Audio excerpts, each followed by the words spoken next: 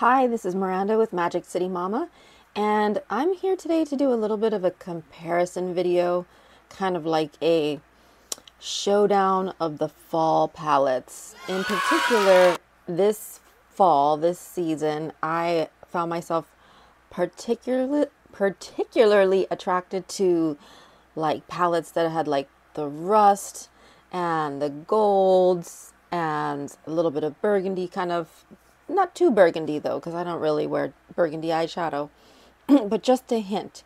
So because I'm crazy, I started with one because I could get my hands on it in the meantime, and then I ended up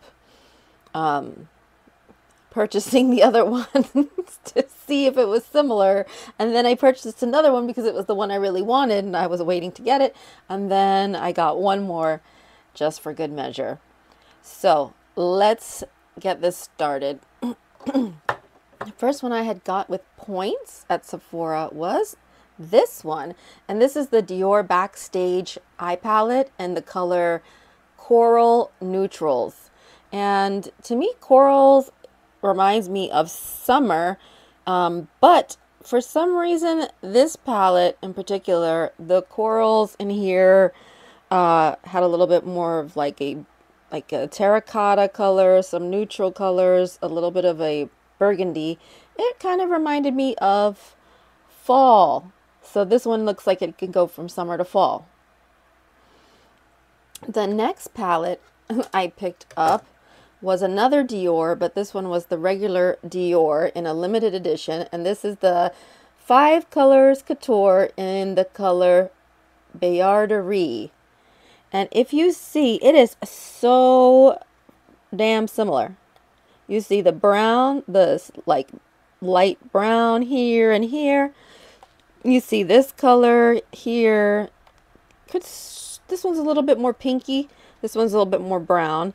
The one color that's missing is this gold. So I wanted to get my hands on something with a gold in it. So that has a gold, which is not in here. This beige, that's not an eyeshadow, that's a base. Could go for like this shimmer here, which is, this one to me is more of a topper shade than an actual color, and this one here is very sheer. It's like a sheer beigey gold, and then this kind of corally goldy, it's like a peachy gold, can correspond very well to this one right here. So you see, that's the first one. Then the one that I had originally really wanted, but I was waiting to get, was the Chanel the quad, the 4 ombre tweed, which is in the color Tweed Fauve. And here it is. And this is the one I have on my eyes today. And I think it's really pretty. So you'll see, let's see, I don't know, let's just pick up the other Dior. So you see it has the corally peachy color. It has the gold, which is similar in both, like that warm gold. It has a little bit of a darker color. This one is more of a maroon purple, like a purple brown, and this one is more of like a burgundy brick or red brown. And I guess these two could be more alike here. This one is definitely like a terracotta color. Okay. Yep. And then the last but not least, because since I already went in this deep into the rabbit hole, I said, you know what, there's one more that I'd like to see, and why not? Because in for a penny, in for a pound, just go for it, right? What difference does it make at this point? It was this one, the Guerlain Ombre in Exotic Orchid. Now this one definitely is a burgundy, a gold, and kind of like mauvey, two mauvey kind of colors. So let's see, let's compare it to another one of these. Let's compare this one to the Dior. I think it's more similar to the Dior than any of the other ones. So you see there, you've got This one corresponds to, I guess the best would be the burgundy. So this one has more of a brown, and this one is more of a like a true burgundy. The gold, this gold here is definitely more of a sparkly topper gold than this gold, which is more satin. I guess you could sort of compare the browns. This is more of a,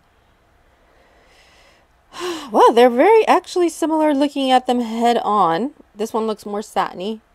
Yeah. Sorry, I haven't gone through all the formulas yet, so I don't know which one is more satin, but yeah, those kind of do correspond. And let's see. Yep. So those are very similar. Let's look at this one. Whoa. Okay, very, very similar. And obviously some similarities, but probably not quite the same. In terms of pricing, the one that was actually the least expensive was this one, obviously the Dior Backstage. You can tell it comes in a little plastic case, no brush or anything, but it does come with the most shades. I do find that this one is a little bit more on the sheer side, and this one shiny color is see-through, the base. So it just is like to add a shine to any of these other colors, which I think these are all matte or like matte satins. Well, they say shimmer. Okay. They're not too shimmery.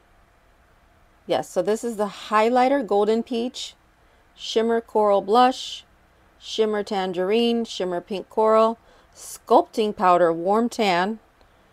Okay. Matte Deep Mauve, Matte Copper Brown, and Matte Warm Bronze. That's what they call those. Which I think is here. That's weird. You know what? They labeled it upside down. So this says this is the dark deep mauve, but when you turn it around, it's not. It's up here. So it's backwards. Interesting.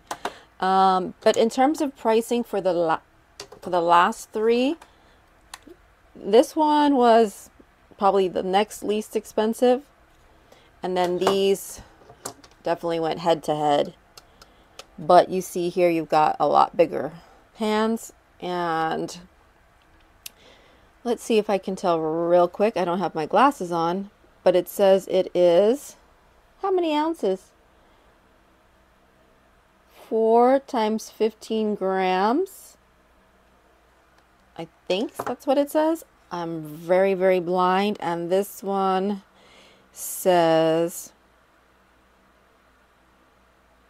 they don't break it down like that. It says 0.7 ounces. Made in Italy, this one. And this one is, goodness gracious, I can't tell.